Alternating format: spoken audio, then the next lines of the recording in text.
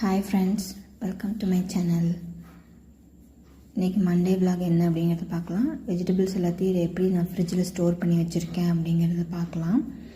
Store பண்ணுறதுக்கு இந்த organiser தான் வாங்கியிருக்கேன்.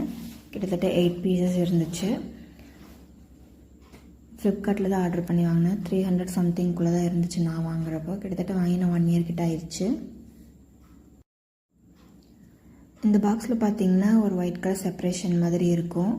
அது எதுக்கு யூஸ் ஆகுது அப்படின்னு பார்த்தீங்கன்னா, கீழே தண்ணி எல்லாமே டெபாசிட் ஆயிரும். உங்களுக்கு அதில் வச்சுருக்க திங்ஸ் எதுவும் வேஸ்ட் ஆகாமல் இருக்கும்.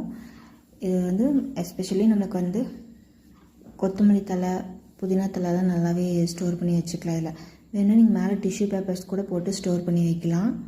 நான் சும்மா சிம்பிளாகவே தான் போட்டு வச்சுருக்கேன். ஏன்னா தண்ணி ஆட்டோமேட்டிக்காக கீழே செடிமெண்ட் ஆயிரும். ஒரு சில நாளி தனியான தரையினில் மீன் முன்பே வாயன் அன்பே வா உணவா உயிரேவா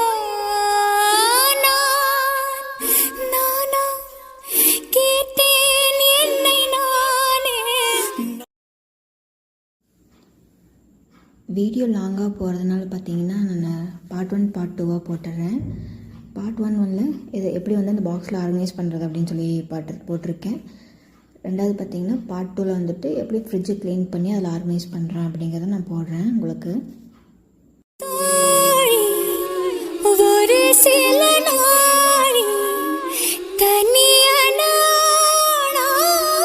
தரையினில் மீன் முன்பே வாயன் அன்பே வா உணவா உயிரேவா